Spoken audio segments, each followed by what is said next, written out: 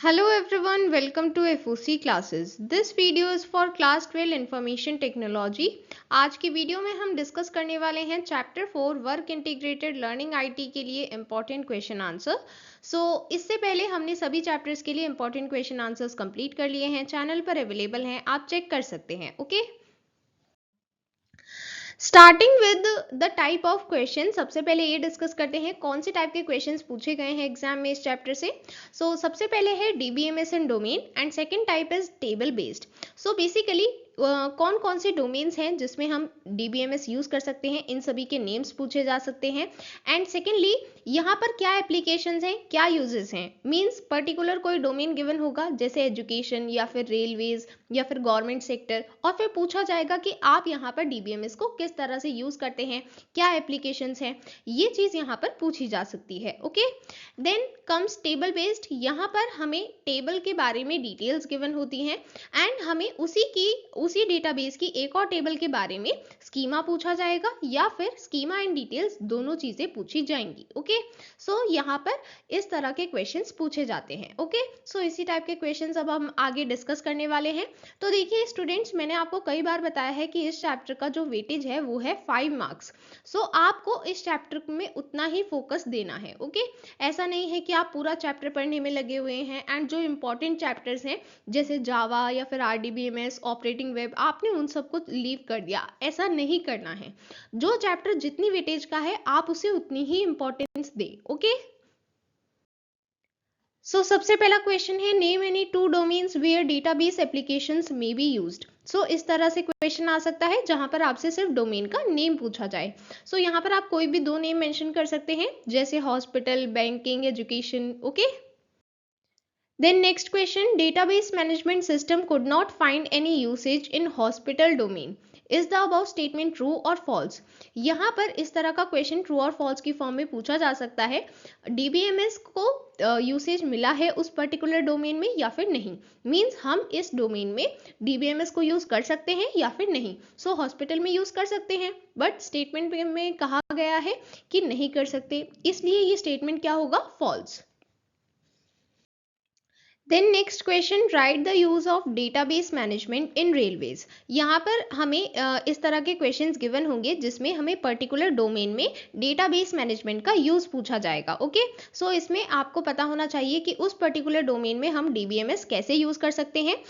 यहाँ पर हम रेलवेज में यूज कर सकते हैं इंफॉर्मेशन स्टोर करने के लिए, जैसे train details like arrival time, departure time, train किस टाइम आएगी, किस टाइम जाएगी, उसके क्या चार्जेस हैं, कितने नंबर ऑफ बुकिंग्स हैं, ये सभी चीजें हम यहाँ पर स्टोर करने के लिए डीबीएमएस को यूज कर सकते हैं रेलवेज में. ओके, देन नेक्स्ट क्वेश्चन, यहाँ पर ये क्वेश्चन अगेन एप्लीकेशन से रिलेटेड है बट यहाँ पर आपको हमेशा ध्यान देना है कि क्वेश्चन कितने मार्क्स का है.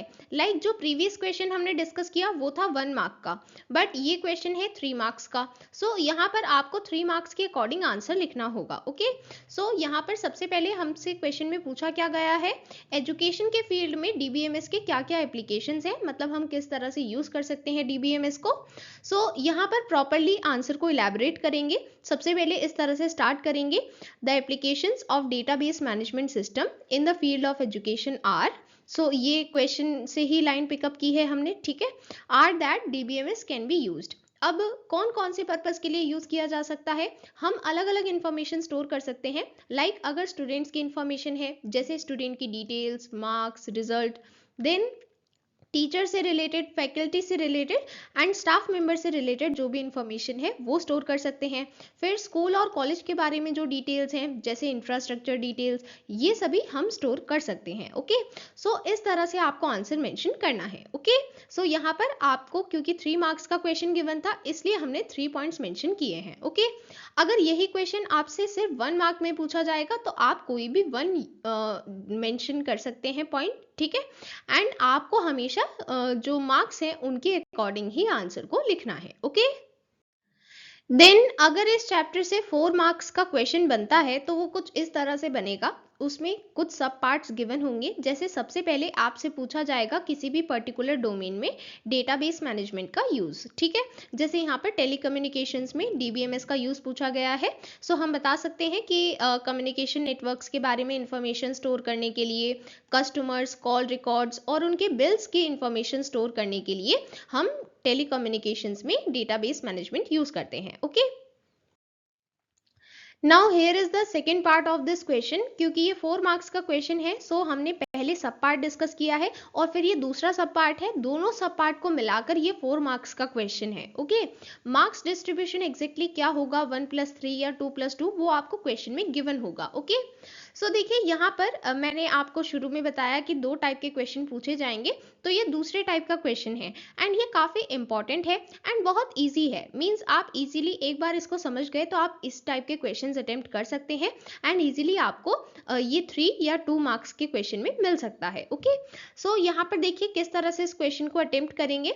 सबसे पहले आपको ये गिवन होगा कि डेटाबेस किस चीज के बारे में है। जैसे यहाँ पर बताया गया है, an airlines company is making a database of its flights and staff. मतलब फ्लाइट्स और स्टाफ के बारे में डेटाबेस को बनाया गया है। ओके, सो इसमें हमें 2 टेबल्स के बारे में बताया गया है। सबसे पहला है स्टाफ टेबल एंड इसकी जो डिटेल्स हैं वो यहाँ पर गिवन है। ओके, बट जो फ्लाइट टेबल है इसकी डिटेल्स हमसे पूछी गई हैं और साथ ही हमें स्कीमा भी बताना है। सो इसी टाइप से आपको हमेशा क्वेश्चन गिवन होता है इस टाइप का, जहां पर आपको ऑलरेडी ये बताया हुआ होगा कि डेटाबेस में क्या क्या इंक्लूडेड है एंड फिर आपको एक टेबल की इंफॉर्मेशन क्वेश्चन में गिवन होगी और फिर आपसे दूसरी टेबल की इंफॉर्मेशन के बारे में पूछा जाएगा। ओके, सो यहाँ पर सबसे पहले आपको क्या मेंशन करना है, डिटेल्स या फिर स्कीमा। सबसे पहले मेंशन करेंगे स्कीमा। ओके, सो स्कीमा मेंशन करने के लिए बहुत ही सिंपल वे है। आपको सबसे पहले यहाँ पर लिखना है टेबल का नेम। ओके,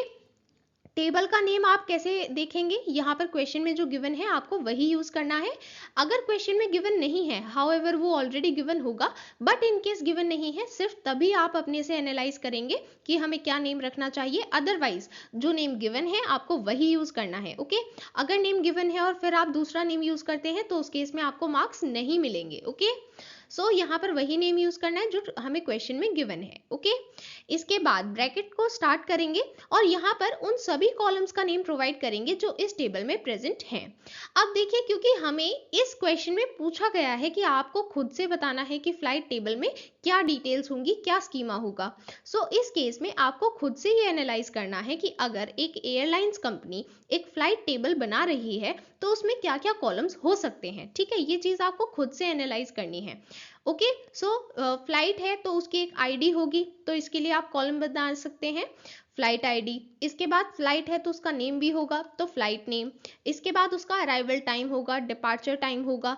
इन्हीं के लिए यहाँ पर हमने कॉलम्स लिखे हैं एंड कॉलम नेम में आप इस तरह से कॉलम नेम मेंशन कर सकते हैं। ओके, स्पेस नहीं देना है, यहाँ पर अंडरस्कोर का यूज करना है। ओके, सो यहाँ पर एक और चीज ध्यान रखेंगे, जो हमारे पास यहाँ पर प्राइमरी की होगी आपको उसे अंडरलाइन करना है। ओके, ये बहुत इंपॉर्टेंट है, इस पर बेस्ड आपसे क्वेश्चन भी पूछा जा सकता है। स्कीमा में किस चीज को अंडरलाइन करते हैं, वी अंडरलाइन द प्राइमरी की। ओके, जैसे यहाँ पर प्राइमरी की क्या है, फ्लाइट आईडी। ओके,